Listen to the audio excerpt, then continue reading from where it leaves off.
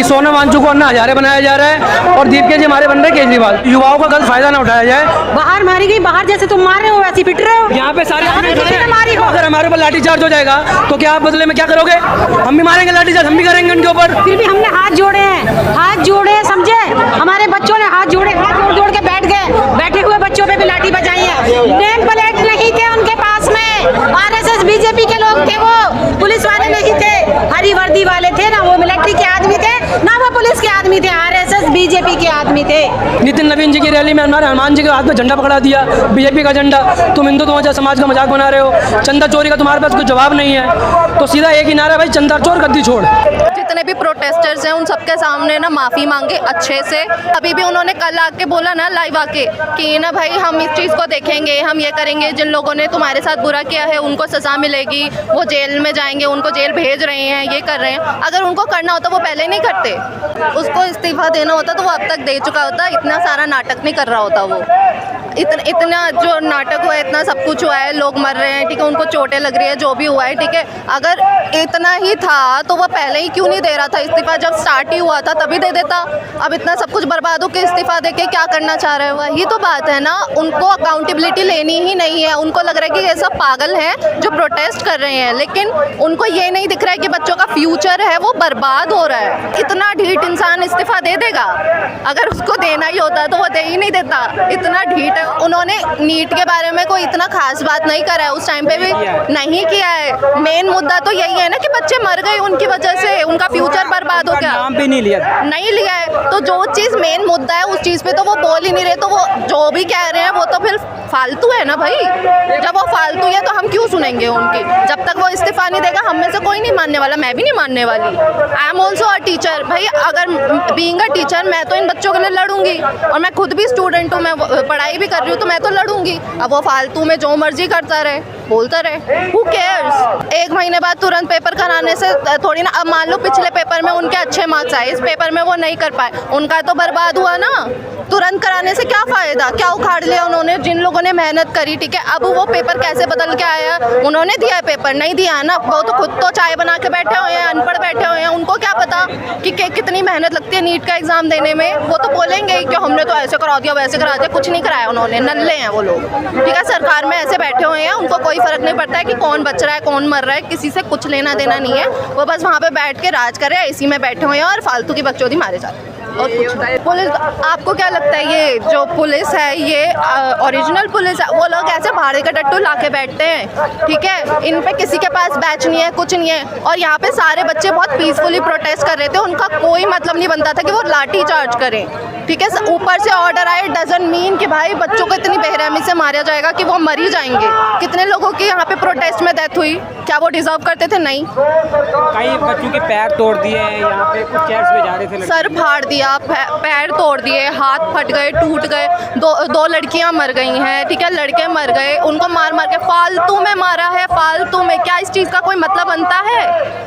किसी के खिलाफ कुछ नहीं, और वो अपने पढ़ाई के लिए लड़ रहे हैं। अपना जा रहे और केजरीवाल वाला सीन हो रहा है। अब युवाओं के चक्कर में राजनीति में पैर रखना चाह रहे हो तो ये गलत काम ना करें। अगर युवा आपका साथ दे रहा है, आपका प्रोटेस्ट में साथ दे रहे हैं सब लोग, तो उसका ना पॉजिटिव थिंक लो, किसी का गलत फायदा मत उठाओ कि आप क्या कहते हैं, आप केजरीवाल की तरह राजनीति में आ जाओ।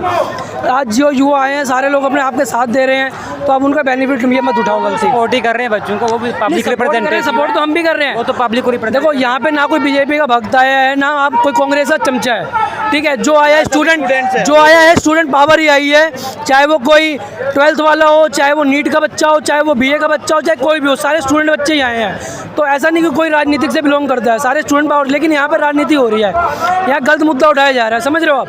अभिषेक जी भी है ना, जो काम कर रहे हैं अच्छा कर रहे हैं, लेकिन वो उन लोग कहेंगे कि गलत राजनीति ना उठाई जाए वहाँ पे।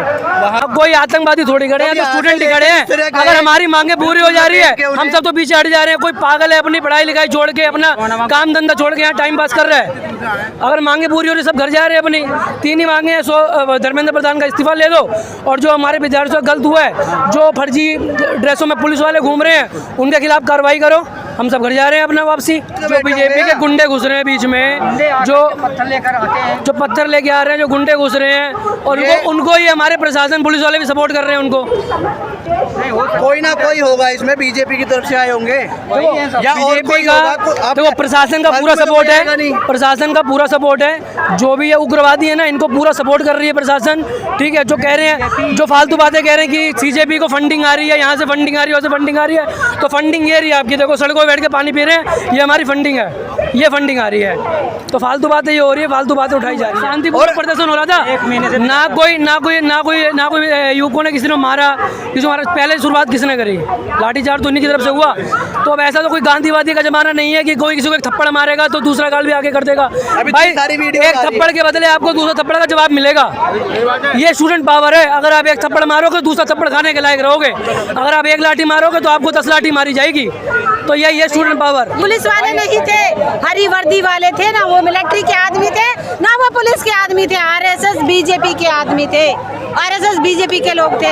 नेम प्लेट नहीं थे उनके पास। आज देखो इन सबके पास, आज इन सबके पास देखो नेम प्लेट है या नहीं, उस नेम प्लेट है या नहीं है। तो फिर अगर नेम प्लेट वाले नहीं है तो फिर कैसे लोग हैं वो?